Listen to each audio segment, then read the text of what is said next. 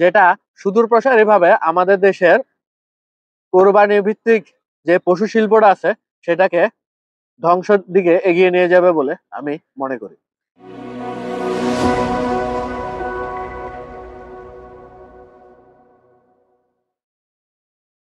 আসসালামু আলাইকুম রহমতুল্লাহি ওবারাকাতু। আশা করছি আল্লাহর রহমতে সকলে ভালোই আছেন। পৃথিবীতে অতিরঞ্জিত আসলে কোনো কিছুই ভালো নয়। আমরা মানব সমাজ যখনই কোনো কিছু অতিরঞ্জিত করতে গিয়েছি তখনই সেটা হানিকারক হয়ে উঠেছে। ঠিক তেমনি হানিকারক হয়ে উঠছে বর্তমানে বাংলাদেশের পশু শিল্প। আমরা কোরবানির মতো একটা মহৎ কার্যক্রমকে বিলাসিতায় রূপান্তরিত করেছি। এটা এখন অনেকটা লোক দেখানো বিষয় হয়ে উঠেছে।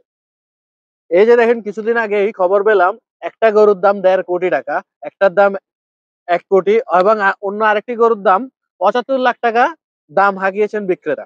আমি মনে করছি না, বিক্রেতা হয়তো দাম হাঁকিয়েছেন, এত টাকা কি আসলে একটা গরুর দাম হয় কিনা। কিন্তু কয়েকদিন পরেই খবর পাই যে ৩টা গরু এক ব্যক্তি কিনে নিয়েছে। তৎক্ষণাৎই আমি চিন্তা করলাম হয়তো এই ব্যক্তির নিকট প্রচুর অর্থ সম্পত্তি আছে এবং তিনি জেনে বুঝেই এই গরুগুলো কিনেছেন। এতে আমার ব্যক্তিগতভাবে কোনো সমস্যা নেই, কিন্তু তার এই কাজের জন্য দীর্ঘমেয়াদে আমাদের দেশের কোরবানির উদ্দেশ্যে পশুপালনে বেশ কিছু সমস্যা আসতে পারে, এবং এই পশুপালন আগামীতে আমাদের দেশের জন্য খুব একটা লাভজনক হবে কিনা এ ব্যাপারে আমার বেশ সন্দেহ রয়েছে। কারণ আশা করি এ কথা আমাদের কারোই অজানা নয় যে আমাদের দেশের মানুষের অ্যাবিলিটি অফ পারচেস অথবা ক্রয় ক্ষমতা অনেকাংশেই হ্রাস পেয়েছে।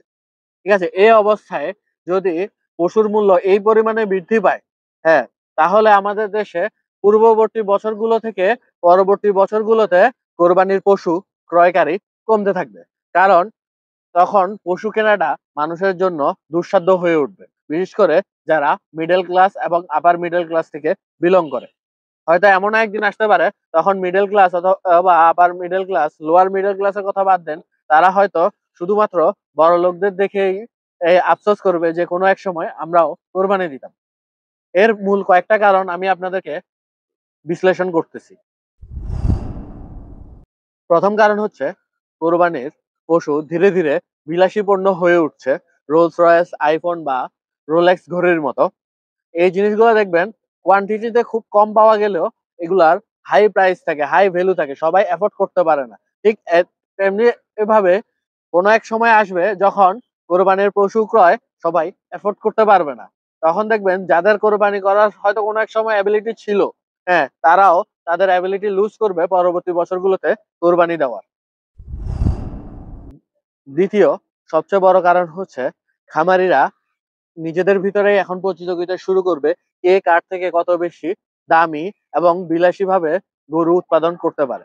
এর কারণে কি হবে, বর্তমান সময়ে যেগুলো হাতের নাগালের প্রাইস রেঞ্জের ভিতরে পশু রয়েছে, সেই খামারিরা অথবা এই খামারগুলা গুলো যারা করে, যারা কম রেটে পশু উৎপাদন করে, তারা এই ধরনের পশু উৎপাদন থেকে নিজেদেরকে কিছুটা নিরুৎসাহিত করবে। এর মূল কারণ হচ্ছে প্রফিট মার্জিন। যখন একজন সাধারণ খামারি দেখবেন তিনি তার গরু উৎপাদনের মাধ্যমে একই পরিমাণ পরিশ্রম দিয়ে, একই পরিমাণ ঝুঁকি নিয়ে সে 10 থেকে 15% প্রফিট গেইন করতে পারতেছে, কিন্তু একই রকমের ঝুঁকি এবং পরিশ্রম নিয়ে অন্য একজন খামারি প্রায় 50 থেকে 150% প্রফিট মার্জিন অর্জন করতে পারছে। কেন একজন প্রান্তিক খামারি বা একজন সাধারণ খামারি দ্বিতীয় অপশনটি চুজ করবে না? কারণ লোভ সকলের মধ্যেই রয়েছে।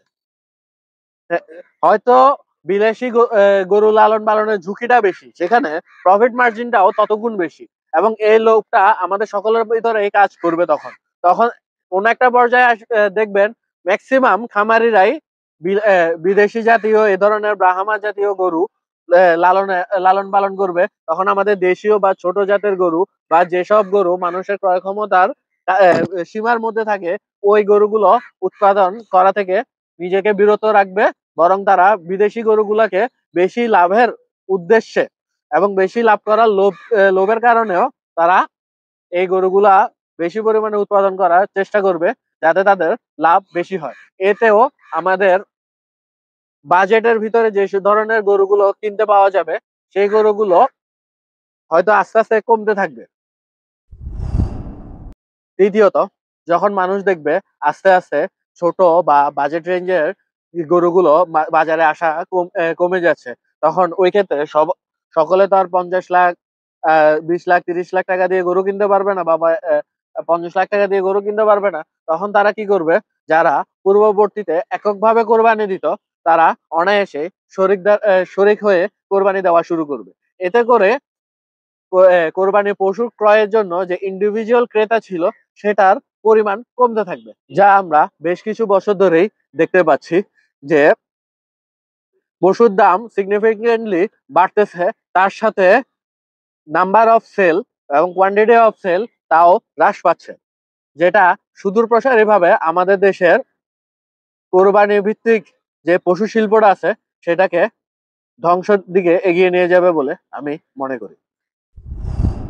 এবং আমি সর্বশেষ তাদের উদ্দেশ্যে বলতে যাচ্ছি, যারা বিলাসিতা এবং শো অফ দেখানোর জন্য এত অর্থের অপচয় করে কোরবানি দিচ্ছেন, কোরবানির মতো একটি মহৎ আমল করতে যাচ্ছেন, কিন্তু তা অপচয়ের মাধ্যমে। কিন্তু আপনারা এটাও জেনে রাখা উচিত, অপচয়কারীকে কখনোই আল্লাহ পছন্দ করে না। সুতরাং আপনি অপচয় করার মাধ্যমে তার একটি ইবাদত করবেন, এবং সেটা আল্লাহ কতটুকু পছন্দ করবেন সেটাও বিবেচনায় রাখার জন্য অনুরোধ করলাম। সকলে ভালো থাকবেন। আল্লাহ হাফেজ।